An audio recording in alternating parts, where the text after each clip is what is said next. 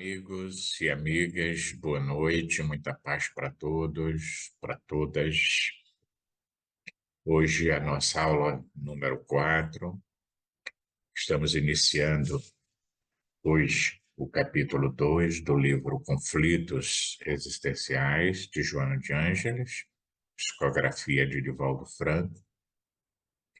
E esse capítulo 2 tem como título Preguiça.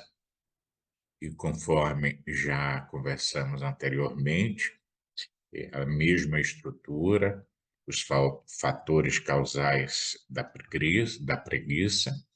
O segundo item são os transtornos gerados pela preguiça. E, por fim, ela vai propor a terapia para a preguiça.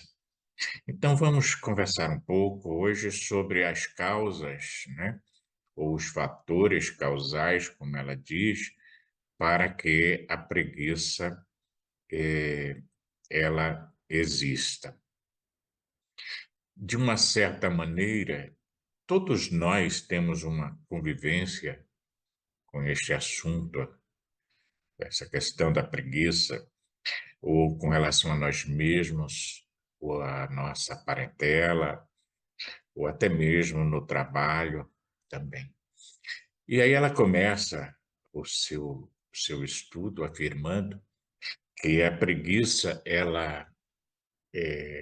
ou a propensão, como ela coloca, né, para a inatividade, para não trabalhar, e também conhecida como lentidão para executar qualquer tarefa, ou caracterizada como negligência, moleza, tardança, é um desvio de conduta que merece maior consideração do que aquela que lhe tem sido oferecida. Então vejam vocês que aqui de início ela coloca uma afirmação assim muito forte, né? E a preguiça ela é um desvio de conduta. Muito bem. Mas vamos entender melhor essa questão, porque há várias formas de a gente analisar essa questão da preguiça, e também não apenas como sendo um desvio de conduta da pessoa. E aí ela vai continuar o seu texto propondo que ela surge naturalmente, expressando-se, inclusive, como efeito de algum tipo de cansaço ou até mesmo a necessidade de repouso, de recomposição das forças e do entusiasmo para a luta existencial. Então vejamos que às vezes a preguiça ela é um resultado, né, é um efeito de algo que está acontecendo conosco, ou a nível psicológico, ou até mesmo a nível biológico. Então, às vezes, essa preguiça é uma decorrência justamente por uma situação de estresse, de cansaço, de necessidade que o corpo está tendo para se recompor, para refazer as suas energias e assim por diante, porque normalmente se vive uma, uma luta, né? O termo é esse, existencial, às vezes intensa. E às vezes algumas pessoas extrapolam dentro desse contexto de luta existencial e chega um momento que o corpo pede, né, essa parada. Inclusive, quando nós não temos essa escuta para o nosso corpo, ele vai apresentar algum tipo de colapso que vai nos obrigar a parar para refazer as nossas forças, as nossas energias.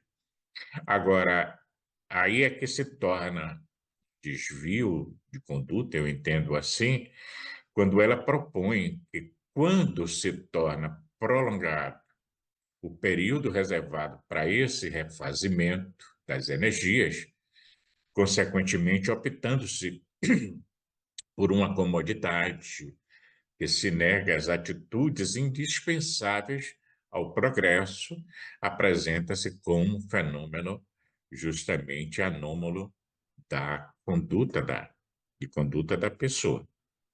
Então, aqui a gente vê que, apesar da afirmativa inicial, você tem uma preguiça que é uma consequência de um desgaste, que você precisa dar uma parada para se refazer por conta desse cansaço, por conta dessa falta de energia física. Tá.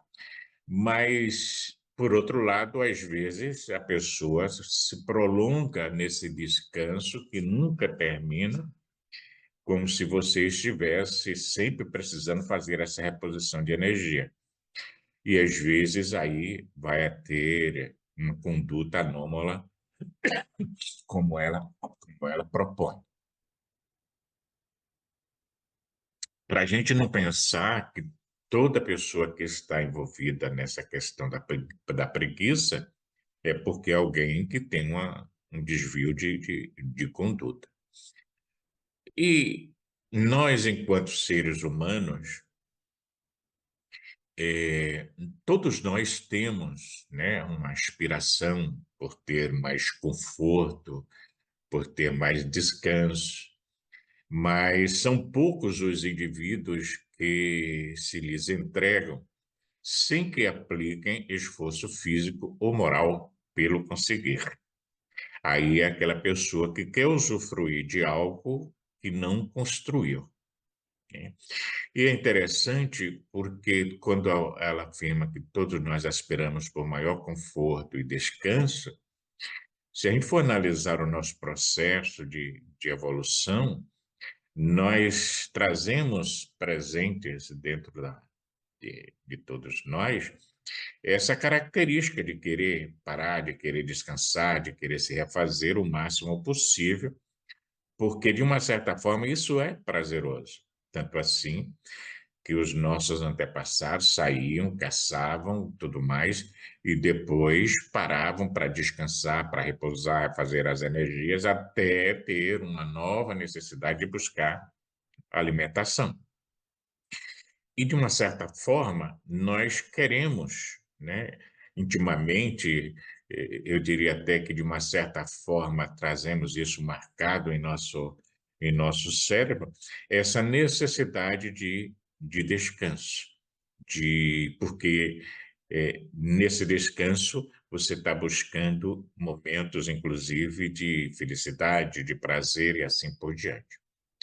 Então, a preguiça, segundo Joana, pode expressar-se de uma forma completamente tranquila, né, quando o paciente se permite muitas horas de sono, uma permanência muito prolongada no leito, né, mesmo após haver dormido muito bem, e aí as cortinas do quarto cerradas, o ambiente completamente em sombras, sem que o tempo seja aproveitado de uma maneira construtiva, de uma maneira correta, como ela propõe, né, através de leituras construtivas, através de reflexões, meditações, trabalhos de enriquecimento, preces e assim por diante. Então, não perturba a pessoa nesse estado aqui, nessa forma de preguiça, não perturba ninguém, né? Mas igualmente não se predispõe a, a um equilíbrio, né, dentro das suas movimentações, das suas ações. Lembrando que muitas vezes a pessoa permanece assim nesse estado, como eu disse, por uma questão biológica. Aí você tem que descartar alguma causa física, alguma ausência de alguma vitamina. Às vezes, a própria questão de desvio de conduta da pessoa que gosta de permanecer nesse estado e não se sente motivada ou até mesmo incentivada a fazer uma movimentação de forma diferente. Principalmente quando você tem, basicamente, tudo aquilo de que você necessita. Então a pessoa nesse estado não perturba os demais, né, está na dela e tal. Muitas vezes incomoda os pais, parentes, de uma forma em geral, né, porque inclusive começa a taxar a pessoa como sendo preguiçosa, como sendo, desinteressada, isso, aquilo ou aquilo outro. E às vezes até mas por outro lado, às vezes também tem coisas que é da personalidade da pessoa, por alguma razão. Há pessoas, por exemplo, que têm uma energia, vamos dizer assim, muito baixa e sente essa necessidade muito intensa de, de, de repouso, né? Que aí já é uma questão, às vezes, energética da pessoa. O ideal seria que ela não se acomodasse a essa situação e partisse para a ação dentro das suas possibilidades. Mas, às vezes, isso não é possível, porque ela está dentro de uma comodidade onde não prejudica ninguém, não atrapalha ninguém, mas também não faz nada por ninguém e está tudo certo. Ocorre que lentamente essa conduta ela acaba se fazendo com o passar do tempo, ela passa a ser uma conduta enferma, né? Que vai, consequentemente, de um comportamento, vamos dizer, físico, começar a gerar conflitos psicológicos, tá?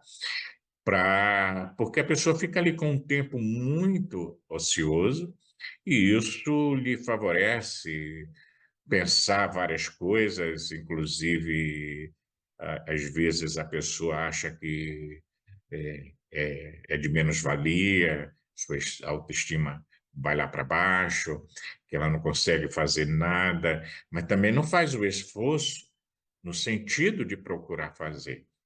E algumas pessoas trazem consigo como que uma marca intensa de não saber lidar com as frustrações, com as dificuldades da vida, com os desafios existenciais mesmo.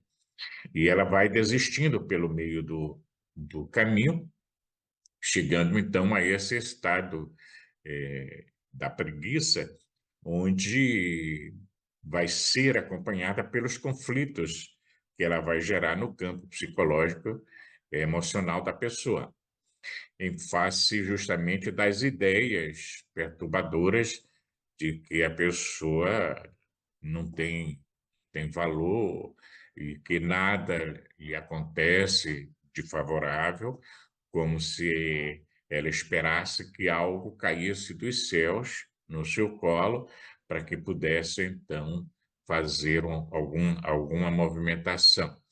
E, por outro lado, às vezes a pessoa pensa que não tem méritos, né? Nem os demais, consequentemente, lhe oferecem nenhum tipo de consideração, de apoio, de assistência.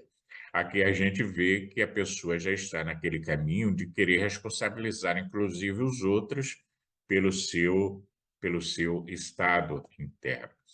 Então, esse tormento, segundo Joana de Ângeles, que vai com o tempo se avolumando, e acaba transformando-se naquilo que nós nominamos de pessimismo e que acaba propelindo a pessoa cada vez mais a situações de negatividade perante a vida e de ressentimento com relação a tudo e a todos.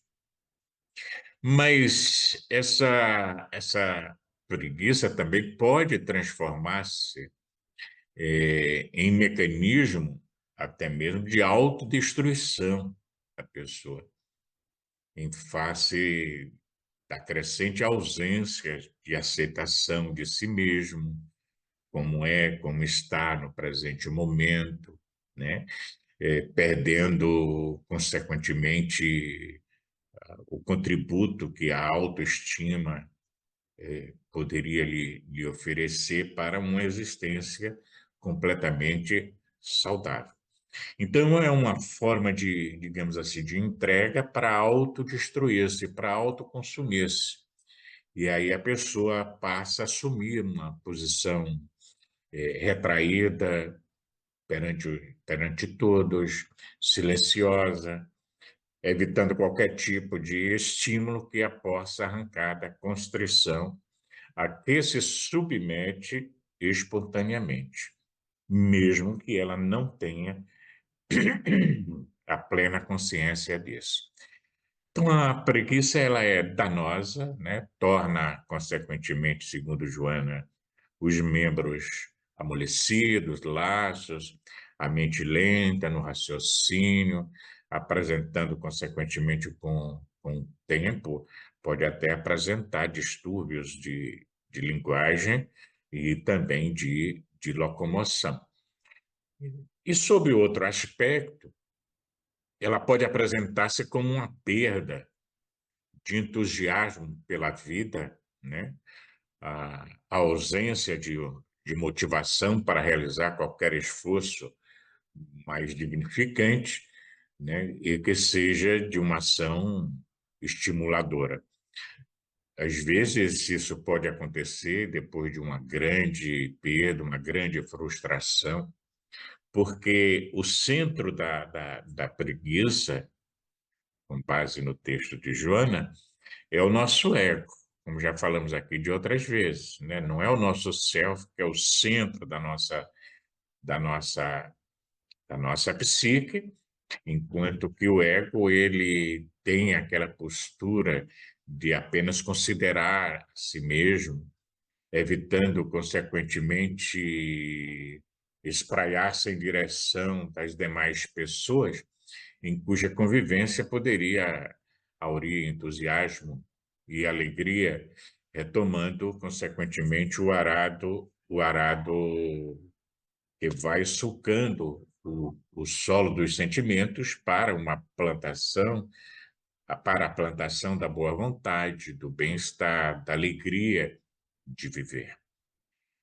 A avaliação feita pelo indivíduo nesse estágio é sempre deprimente, porque normalmente não tem a capacidade de ver, né, as conquistas encorajadoras que já foram realizadas por ela mesma, nem as possibilidades quase infinitas de crescimento e de edificação que todos nós temos, né?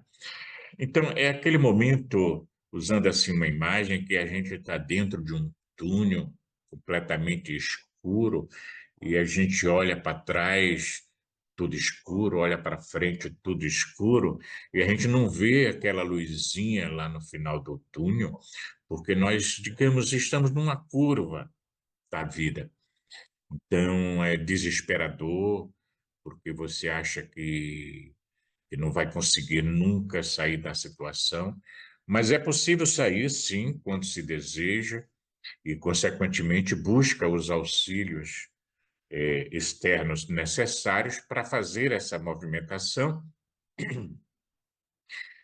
porque com o passar do tempo, não acontecendo isso, além do pessimismo, a pessoa começa a ficar com muito tédio, que vai então dominando as paisagens íntimas, né, e, consequentemente, vai ampliando a falta de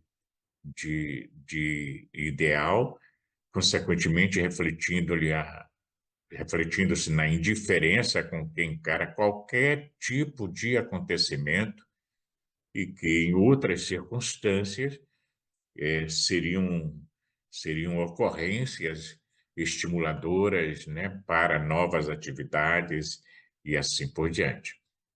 Esse desinteresse, né, em função da preguiça, do pessimismo, do tédio, surge quase sempre por falta de horizontes mentais mais amplos, da aceitação da realidade da vida como ela se apresenta, com todos os seus desafios, para que você possa, então, começar a trabalhar um idealismo, ter uma perspectiva diante de si, ter um propósito diante de si, a partir da sua visão profunda, que vai sendo construída pouco a pouco, e entendendo a complexidade, às vezes, das coisas, e de que a vida, como nós vimos anteriormente nas fugas psicológicas, ela é feita de desafios, sempre. E sem os desafios, a criatura humana não tem como crescer. É interessante observar que, às vezes, em outra situação, ela também pode resultar de um choque emocional não digerido conscientemente pela pessoa, onde dá origem ao ressentimento que toma conta de toda a área mental e emocional da pessoa, e considerando-se assim, pessoa desprestigiada, perseguida, destituída de valor, para poder continuar a sua jornada.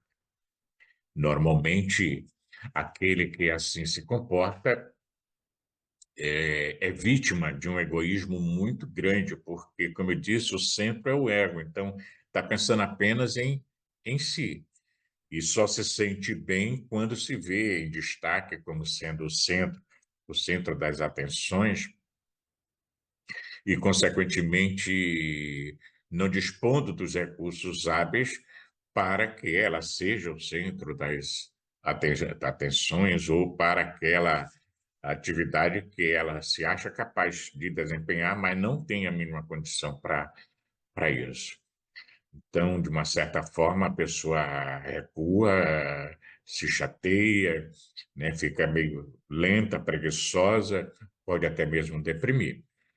Detectando-se, consequentemente, incapacitado para fazer essa movimentação construtiva, a pessoa, inclusive, acaba se refugiando na inveja dos outros, na acusação dos outros, negando-se, consequentemente, a oportunidade de recuperação interior, complicando mais a sua situação, porque ela começa a perceber e a entender na sua percepção defeituosa que o problema está fora, que o problema são os outros, que o problema é a vida como um todo e assim por diante, não se permitindo perceber que o problema tem uma origem interna e que somente a partir dessa movimentação que ela faça para tomar consciência da problemática, poderá então encontrar os recursos internos necessários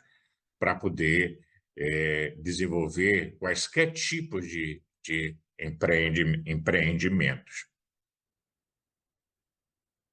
O desinteresse, consequentemente, ele é uma forma de morte do idealismo da pessoa, que começa a se desinteressar, e aí vai entrando a questão da preguiça, do amolentamento, né, gerando, às vezes, uma indisposição para a ação, porque a pessoa não consegue ter aquela sustentação estimuladora para continuar buscando o seu ideal, ou o seu propósito. Aí Joana vai nos alertar para uma outra maneira em que se escora também a preguiça, para continuar aí afligindo as pessoas desavisadas. Aí veja que a preguiça aqui começa então já a afetar outras pessoas, que é aquela quando a pessoa cria um isolamento e apresenta-se como uma espécie, inclusive, de vingança da sociedade, da família, dos amigos, não desejando envolver-se com nada ou com ninguém, distanciando-se de tudo, de todos, cada vez mais, né? De tudo quanto diz respeito ao grupo familiar, social, espiritual em que a pessoa se encontra. Então, veja que na raiz da questão, às vezes, a pessoa não tem a consciência que ela está sendo movida por uma inveja dos outros, do que os outros têm, da movimentação que os outros faz, não verificando muitas vezes, né, que essas outras pessoas também têm os seus desafios, as suas dificuldades, as suas lutas, mas mantém aceso o ideal e continua buscando autoconhecer-se para poder autossuperar-se dentro das suas limitações para alcançar os resultados que, porventura, almeja. Esse comportamento é fruto de alguma injustiça, injustificada decepção, vamos dizer, que a pessoa tenha sofrido, né, decorrentes de, também, às vezes, do excesso de auto-julgamento superior que os outros não puderam confirmar, não se submeteram, portanto, à sua maneira de encarar as coisas. Porque, às vezes, eu costumo brincar e dizer assim: você tem que se perceber do tamanho que você é, nem mais, nem menos. E para ter essa percepção, só o autoconhecimento, o autodescobrimento, a autopercepção de si mesmo, para você perceber o que pode, o que não pode fazer. E com isso vai gerando na pessoa, quando ela não consegue ter essa percepção da situação, um grande e profundo ressentimento. Consequentemente, às vezes não se tem como esclarecer a pessoa diante da postura que ela se entrega, mantendo, sobretudo, a raiva e o desejo de destruição de tudo quanto lhe pareça ameaçar a conduta enferma. É tão interessante que eu me lembro aqui de uma frase de um médico alemão, quando ele diz no seu livro que é tipo assim: quando eu não estou feliz, de que normalmente eu não estou feliz porque eu não tenho aquilo que eu quero. Mas, na verdade, a infelicidade da pessoa é porque ela não aceita aquilo que ela tem. É interessante essa colocação, porque, como eu não tenho aquilo que eu quero, o que eu tenho, eu também não quero, tá? Fazendo uma comparação assim, bem grosseira, vamos supor que você não gosta de biscoito creme crack, por exemplo. E aí você está na fome danada, e onde você está só tem biscoito creme crack. Só eu não gosto desse biscoito, então eu não vou comer. Você vai ficar com fome. Ou você pode adaptar-se mesmo não gostando, mas fazendo uso daquele alimento que você tem ali à sua disposição.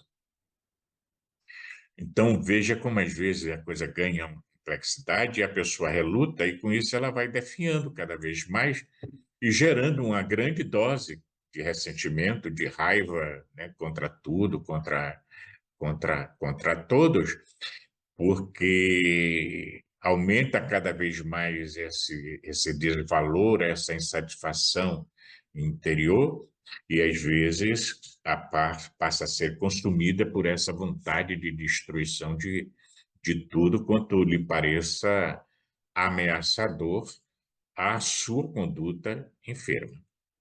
Por isso, ela afirma lá no início o desvio de conduta.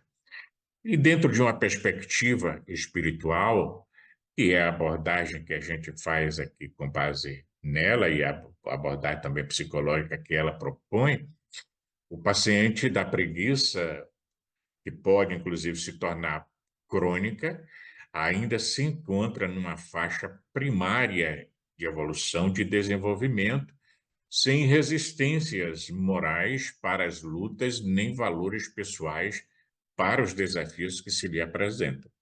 É por isso que, para uma pessoa, uma certa situação é simplesmente um desafio que ela vai enfrentar, lidar, e para outra é motivo para cair justamente nessa preguiça, nessa raiva, nessa indisposição generalizada.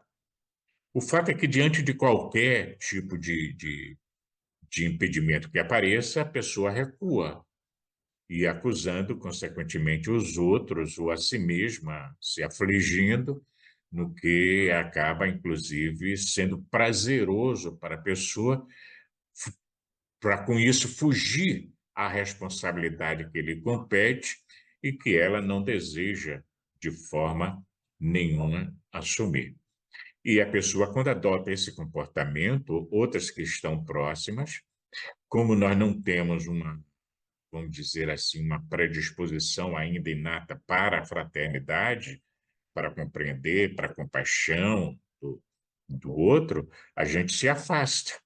né? Conforme vimos lá na questão das fugas psicológicas, porque ninguém quer estar ao lado de uma pessoa que está sempre negativa, sempre pessimista, sempre dentro de um derrotismo de se fazer dó.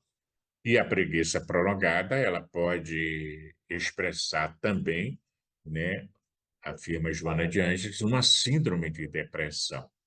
É por isso que as pessoas, normalmente em estado depressivo, você tem a presença da tristeza, a presença da chamada preguiça para fazer as coisas, porque aí envolve uma condição não somente psicológica, mas também fisiológica da pessoa, por falta dessa energia para fazer a devida movimentação que se fazia antes. Eh, então, mediante esse quadro, né, é que vão se instalar muitas vezes os comportamentos, né, afetivo e social, gerando profundos desconfortos e ansiedades e assim por diante. E aqui a gente não pode deixar, entre esses fatores causais, de levar em consideração que às vezes a pessoa entra nesse estado, né? E com isso atrai companhias espirituais que potencializam, vamos dizer assim, essa preguiça, esse desconforto interno.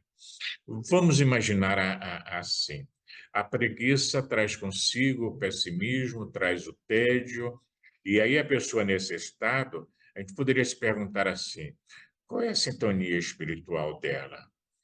Com que companhias espirituais ela vai estar sintonizando? Consequentemente, com seres que vivem este quadro.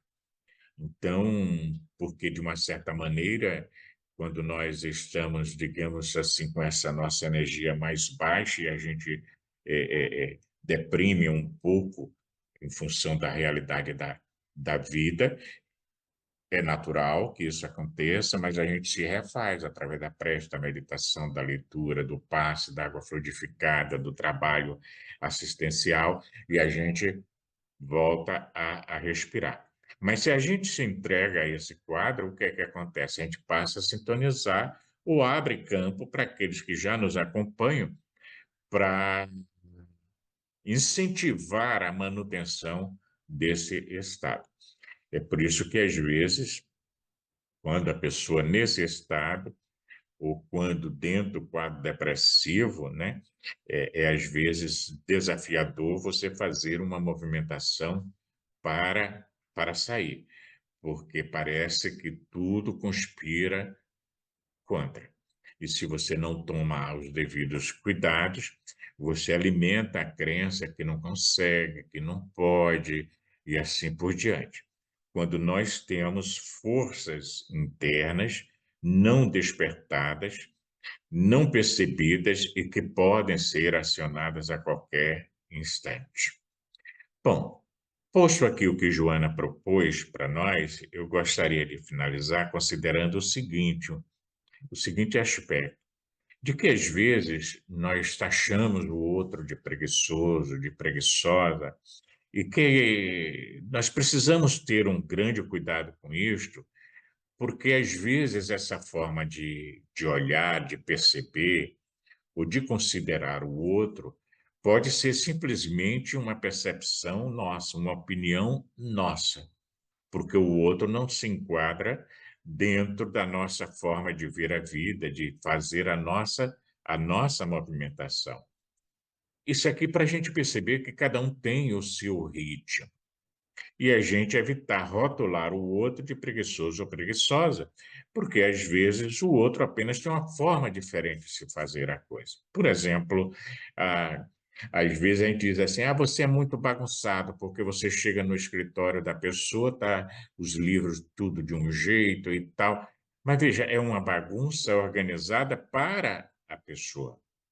E se você parar para arrumar tudo conforme você acha que deve ser, aí você está bagunçando para a pessoa. Agora, aí a gente tem que ir percebendo os limites, né? Onde há realmente o desleixo completo com relação ambiente de estudo, de trabalho, de sono, do que for. Mas, enfim, fica aí a sugestão para a gente pensar, repensar essa coisa de chamar o outro de preguiçoso ou preguiçosa, porque às vezes é uma forma diferente que o outro tem de fazer as coisas, porque ela está fazendo, só que num ritmo que lhe é próprio. Então, de hoje a 8, nós vamos propor as reflexões em torno dos transtornos gerados pela preguiça, né? E vimos aqui algumas situações e também as possíveis soluções apresentadas a nível de terapia por Joana de Anjos. Muita paz para todos. Até o nosso próximo encontro.